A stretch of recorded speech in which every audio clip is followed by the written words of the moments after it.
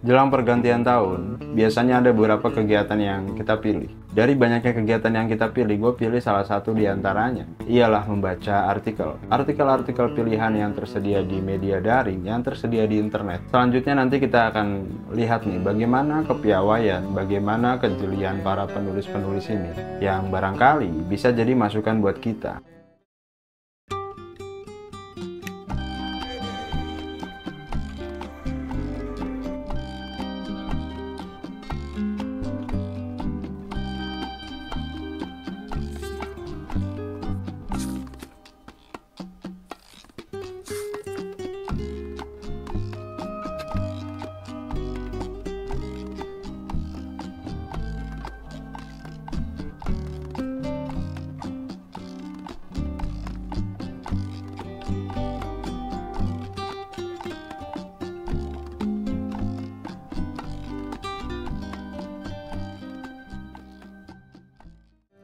Oke, tapi sebelum itu kita harus disclaimer dulu nih bahwa ini bukan dalam agenda menilai, mengukur, apalagi menghakimi. Tidak sama sekali. Tapi kemudian justru kita bisa belajar nih dari penulis-penulis ini. Bagaimana cara ia menyusun kata demi kata, bagaimana cara menghubungkan deskripsi dengan logika yang tertakar, dan barangkali nantinya kita juga akan coba menangkap pesan utama daripada tulisan-tulisan ini, yang tentu saja itu hanya dalam rangka berbagi konteks. Terlebih memang dalam dunia tulis-menulis ada satu doktrin yang cukup fundamental. Gua dapat ini dari seorang guru, sebut saja Iqbal Aji Daryono. Katanya Mas Iqbal bahwa tujuan orang menulis itu ya agar dibaca oleh orang lain. Sesederhana itu. Maka semoga ini bisa menjadi langkah alternatif dalam mengapresiasi para penulis-penulis tersebut. Ini juga yang udah sempat disinggung sebelumnya. Semoga sekaligus bisa menjadi pilihan alternatif kita dalam merefleksikan akhir tahun. Ya karena apa? Karena hidup ini kan bergelombang ya. Kadang naik, kadang turun. Dan ya semua itu cuma bisa ditertawakan lah, istilahnya meratapi nasib dengan gelak tawa, atau mungkin masih optimis untuk mewujudkan mimpi yang belum ada wujudnya. Tapi apapun itu, gua rasa membaca artikel juga menjadi hal yang sangat menarik untuk dicoba, untuk dilakukan. Tapi sebelumnya gue sangat menyarankan untuk baca versi fullnya terlebih dahulu. Itu udah tersedia di kolom deskripsi, silahkan diklik ketiga-tiganya, ketiga-tiga linknya. Mungkin kalau boleh dibocorin dikit, untuk membaca ketiga-tiga artikel tersebut kita butuh spend waktu cuma 20 menitan aja. Jadi artikel pertama itu sekitar 10 menitan, artikel kedua itu 7 menitan, dan artikel ketiga itu 3 menitan. Jadi ya cukup 20 menit aja, dan worth it banget, worth it banget. Oke, kita mulai ke artikel yang pertama. Oke, kita mulai ke artikel yang pertama. Ini dari jurno.id. Judulnya Nasib Anak Muda. Dapat kerja susah, gaji kecil, dan kena omelan boomer. Bagus banget. Penulisnya Pambudi Dria S. Terbit pada 19 Desember 2023, ya sekitar 2 mingguan yang lalu. Oke, pertama-tama mungkin kita coba telah dulu judulnya ya. Penulis memilih untuk menulis nasib anak muda, dapat kerja susah, gaji kecil, dan kena omelan boomer. Mungkin termasuk golongan jenis judul yang menyimpulkan. Jadi dari permasalahan yang besar kemudian disimpulkan. Oke, dan ini bagus banget. Oke, mungkin coba kita lihat dulu di paragraf pertamanya. Dan mengapa kemudian paragraf pertama itu penting? Karena paragraf pertama merupakan bagian terdepan dari tulisan dan fungsinya sangat jelas. Fungsinya ialah mengantarkan pembaca ke seluruh tubuh tulisan. Oke, penulis menuliskan berapakah penghasilan yang dibutuhkan seorang pekerja muda, Gen milenial dan Gen Z di Indonesia untuk bisa mendapatkan rumah. Apakah peningkatan pendapatan yang bisa diukur dengan jengkalan tangan sebanding dengan harga rumah yang melesat tinggi dari waktu ke waktu? Ini bagus banget. Oke, penulis di sini tadi nama penulisnya ialah Mas Pambudi Dria S. Menggunakan gaya penulisan di pembuka esainya ialah dengan mengajukan pertanyaan. Nah, dalam buku kemarin yang sempat kita singgung, buku Inilah Esai, juga disebutkan nih bahwa dengan memilih mengajukan pertanyaan dalam pembuka esai, kita mendapatkan dua keuntungan. Yang pertama ialah langsung ke jantung masalahnya, dan yang kedua kita hanya perlu fokus menjawab pertanyaan dengan jitu, pertanyaan-pertanyaan yang sudah kita sebutkan di awal tulisan. Ini bagus banget juga pertanyaan. Jadi pertama penulis coba menanyakan hal yang lagi ramai dibicarakan oleh orang. Berapa sih penghasilan pekerja muda ini, Gen milenial, Gen Z, dan lain sebagainya gitu. Apakah bisa mendapatkan rumah gitu. Terus bagaimana peningkatan pendapatan dengan harga rumah yang selalu naik gitu ya. Itu bagus banget. Dalam bagian selanjutnya, penulis banyak menguraikan data-data yang mungkin difungsikan sebagai basis argumentasinya dia, dan baik secara langsung maupun tidak langsung menyatakan bahwa pendapatnya ini bukan pendapat yang asal-asalan. Ini dianggap benar oleh kacamata ilmu pengetahuan lah, kira-kira gitu. Lanjut, di sini kita nggak akan baca secara full karena kebutuhan durasi. Maka sekali lagi silahkan kunjungi versi aslinya, versi fullnya itu udah gue sediakan di kolom deskripsi. Lalu selanjutnya kita coba lihat lagi nih. Gue sampai meng-highlight beberapa bagian favorit yang menurut gue sangat menarik gitu ya. Nah ini nih salah satu bagian favorit yang menurut gue sangat menarik, walaupun terkesan nyinyir tapi unik lah. Penulis bilang, mantra kerja keras supaya cepat kaya ala motivator atau influencer adalah celotehan orang sok tahu yang diambil dari halaman kesekian yang selalu dirapal setiap pagi.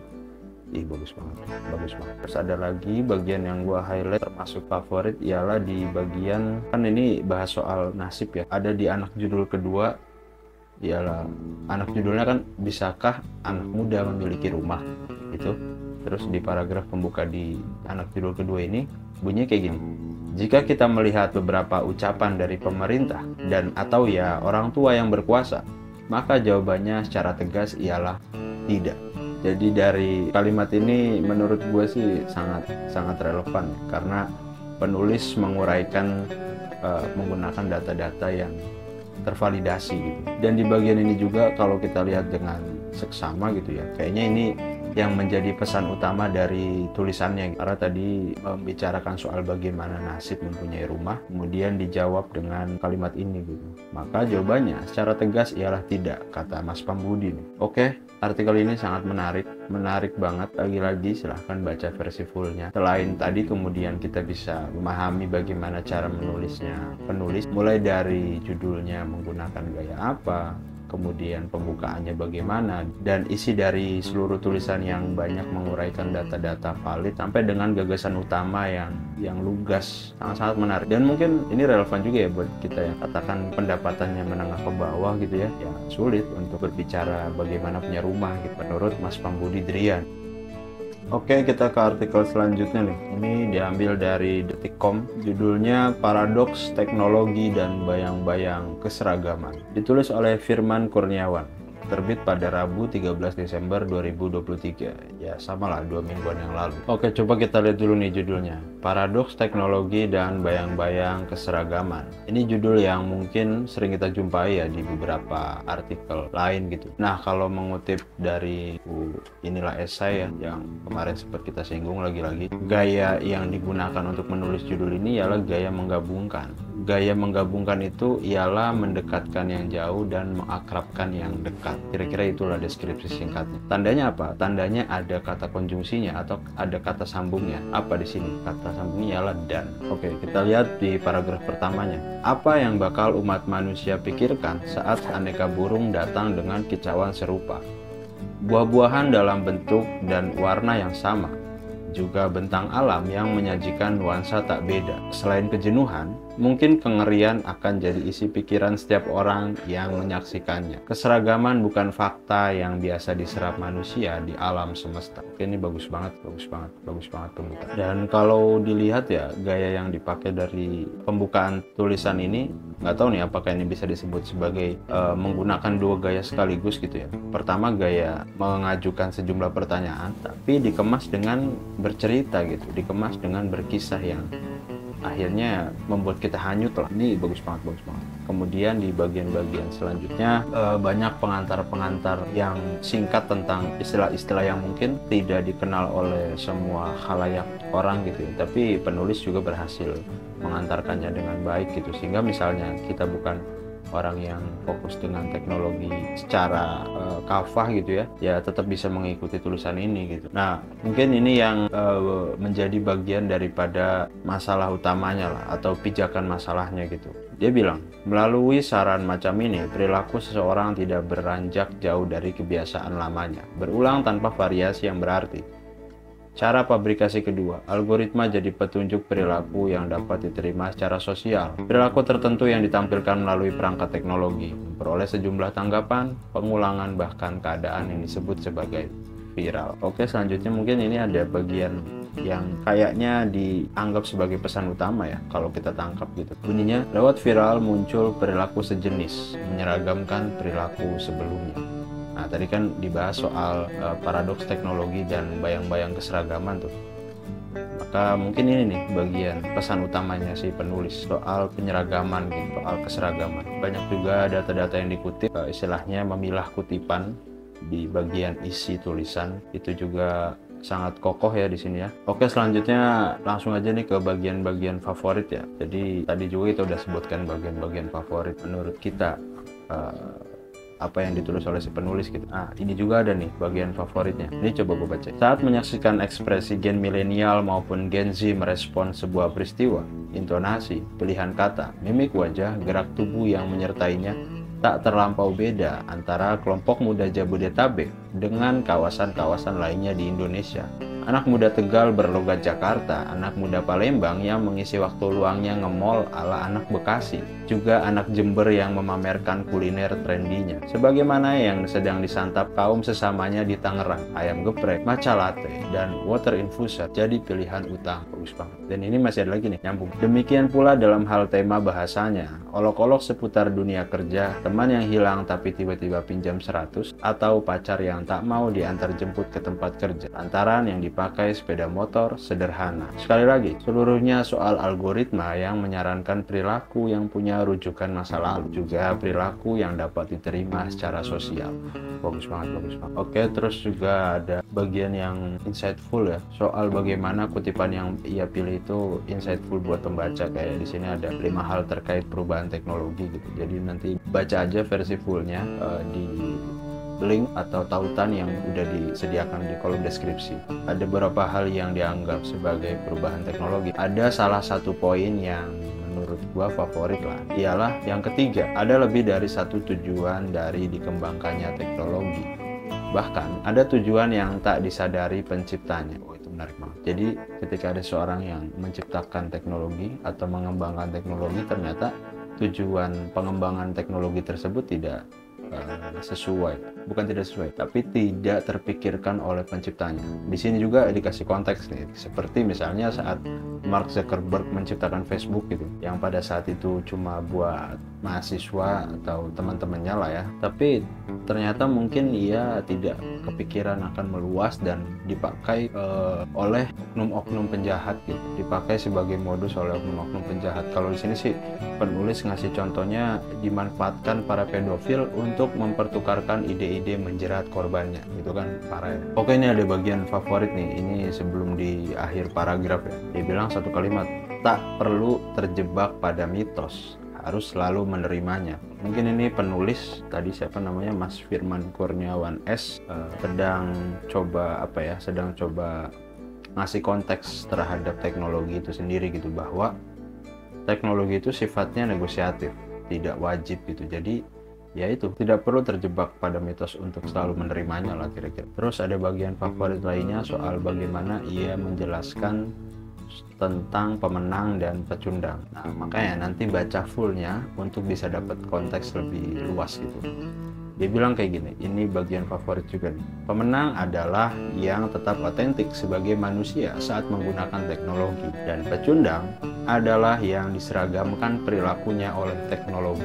Kira-kira kebayang. Terus di bagian closing ini juga menarik banget. Teknologi adalah pilihan dan manusia pemilihnya. Tak harus tunduk kecuali ingin jadi pecundang. Bagus banget. Bagus banget, bagus banget. Insightful, bagus banget. Jadi langsung aja baca versi full. Oke, ini memasuki artikel yang terakhir, jadi kita cukup dengan 3 artikel aja. Lagi-lagi gua selalu mengingatkan untuk baca versi fullnya yang linknya sudah tersedia di kolom deskripsi. Jadi silahkan langsung aja klik linknya, baca versi fullnya, dan pahami dengan seksama gitu ya. Oke, ini artikel yang ketiga dari sediksi.com, judulnya menulis untuk keabadian itu omong kosong. Oh, bagus banget. Ditulis oleh Anggita Ayunda Sakuntala, diterbitkan pada 26 November 2023, sudah sebulan yang lalu. Ini bagus banget judulnya, menulis untuk keabadian itu omong kosong. Oke, sebelum masuk ke pembedahannya ya, apalagi kita udah sempat bahas tentang menulis untuk keabadian gitu, yang tentu saja mengutip dari Pramudia Anantatur, dan si penulis atau ini dipanggilnya Kak aja ya, Kak Anggita Ayunda Sakuntala. Nah ini dari mulai judul aja kayak udah konfrontasi ya, bagus banget sih. Pun kalau berdasarkan buku Inilah Esai, gaya penulisan judul ini termasuk ke dalam gaya menolak dengan data, argumen tandingan, dan keprihatinan. Oke, coba kita lihat paragraf pertamanya ya. Dipikir-pikir, menjadi penulis itu keren. Bisa menuangkan apa yang ada dalam tempurung kepalanya, mempengaruhi kepala lain lewat tulisannya. Dari sana, nama penulis bisa menjadi besar. Lalu ketika si penulis meninggalkan dunia, ia masih eksis bagi generasi selanjutnya. Ini bagus banget. Ini kayak dalam proses si penulis ini ngasih konteks awal gitu, yang juga akan dilawannya gitu. Bahkan dikuatkan di paragraf kedua ya. Seperti yang dikatakan Pramudia Anantatur, orang boleh pandai setinggi langit, tapi selama ia tak menulis, ia hilang di dalam masyarakat dan dari sejarah. Menulis adalah bekerja untuk keabadian. Nah, jadi apa yang mau dilawannya ini, coba dia tuangkan dulu nih di bagian awal, supaya konteksnya tuh dapat banget lah kira-kira. Terus kemudian penjelasan-penjelasan lain seperti realitas pada dunia tulis menulis gitu, dan anak judul yang dipilih untuk menjelaskan itu juga bagus banget. Dia pakai gaya rima lah istilahnya ya. Intinya gini, beban kerja elit, upah sulit. Jadi sama-sama T itu belakangnya ya kan. Ini ada pelebaran realitas yang berlaku di dunia tulis menulis. Ada kesulitan internal seperti misalnya writer block, atau misalnya proses kesulitan mencari ide, dikejar-kejar deadline dan lain sebagainya lah. Terus ada juga realitas dari eksternal, atau dibilang oleh penulis ini ialah kesulitan eksternal, dan penulis bilang ini yang paling susah katanya. Ini soal mungkin penghargaan atau penghormatan yang didapatkan oleh si penulis kali, yaitu banyak banget dia bilang soal bagaimana upahnya dan lain sebagainya lah. Jadi silahkan lagi-lagi ke kolom deskripsi, klik linknya, baca secara full supaya dapat konteks yang lebih luas. Kalau ini kan hanya mudahan secara sederhana aja ya. Bagian anak judul yang kedua di paragraf pertama ini ada yang menarik nih. Kalau secara kalimatnya sih bunyinya gini, tindakan ini seakan dibenarkan oleh pihak editor, bahkan pihak redaksi media. Jadi ini soal apa ya, ini mungkin soal copy paste, ini soal copy paste yang dianggap lazim di beberapa media gitu kalau lihat secara konteksnya. Karena si penulis sebelumnya bilang ada beberapa penulis yang mau nggak mau menghalalkan segala cara untuk meningkatkan traffic kontennya di Google ya tadi, karena ini soal upah yang dibayarnya berkaitan dengan Google gitu. Oke, terus ada lagi biasa nih bagian favorit, si penulis bilang walaupun ini kayaknya agak dapur banget ya, kayaknya ini agak private banget nih. Si penulis bilang gitu, teman saya pernah mengadukan kasus ini pada pimpinan redaksi atau Pimret, berharap diberikan solusi, lebih-lebih memberikan teguran pada pihak media yang mengkopas. Secara terang-terangan Pimret malah mengatakan bahwa hal tersebut tidak masalah, sesama networking harus saling membantu. Wah, asem katanya si penulis. Jadi soal networking di media ini gue juga pernah dapet cerita dari seorang teman ya, yang pernah join dalam gurita bisnis media yang networking kayak gini lah. Istilahnya mungkin kayak misalnya media A, B, C itu pemiliknya satu gitu. Ya gitu. Jadi memang sangat diperbolehkan untuk mengkopas dari media yang satu networking dengannya gitu, kalau pernah dengar dari pengakuan temen gue gitu ya. Nah terus ada juga di sini mungkin si penulis membagikan ironi ya, kayak dia bilang lebih parahnya lagi, teman saya sempat mendapatkan surat peringatan pemberhentian kerjasama dari HRD tempatnya bekerja tersebut karena sikap kritisnya. Ya udah, mungkin itu realitasnya. Nah, terus ini mungkin hal yang dimaksudkan jadi pesan utamanya si penulis, bahwa dia bilang nih, dari semua kesukaran yang dirasakan oleh penulis, saya rasa melakukan kerja menulis hari ini untuk keabadian itu omong kosong. Nah, jadi dari awal dia sudah bilang menulis untuk keabadian itu omong kosong. Terus di bagian sebelum akhir ini kan, sebelum akhir nih, dia juga menegaskan hal tersebut gitu dengan beberapa uraian masalah-masalah yang sebelumnya sudah dijelaskan. Terus closingnya juga bagus banget. Sungguh saya salut pada orang-orang yang masih mau bertahan di jalan terjal dan berliku sebagai penulis. Ya kalau ini no comment. Oke, pembedahan secara sederhana dari 3 artikel yang tadi kita coba lihat bareng-bareng, yang versi fullnya ada di kolom deskripsi, udah kita lakukan. Selanjutnya bebas ya, misalnya mau baca sambil sambil nikmatin kopi atau sambil nyantai, sambil rebahan, itu bebas saja. Tapi memang dari ketiga artikel tadi, mulai dari Nasib Anak Muda judulnya kan, yang ditulis oleh Mas Pambudi Dria S tadi, terus ada juga Paradoks Teknologi dan Bayang-Bayang Keseragaman yang ditulis oleh Firman Kurniawan. Oke, terus artikel yang ketiga yang ditulis oleh Anggita Ayunda, judulnya Menulis Untuk Keabadian Itu Omong Kosong. Jadi dari ketiga-tiganya bagus banget ya untuk merefleksikan akhir tahun gitu. Kayak mungkin setelah kita baca, kita kayak dapat relevansi yang kuat gitu, atau relate lah dengan masalah-masalah yang dituangkan dalam tulisan-tulisan tadi gitu. Dan dari ketiganya menurut gua sih sangat cocok ya untuk dijadikan sebagai instrumen refleksi menjelang ganti tahun ini. Jadi segitu aja. Sekali lagi silahkan kunjungi versi aslinya, silahkan baca versi aslinya yang linknya sudah tersedia di kolom deskripsi. Terima kasih. Oke, coba nih. Aduh, keras banget lagi.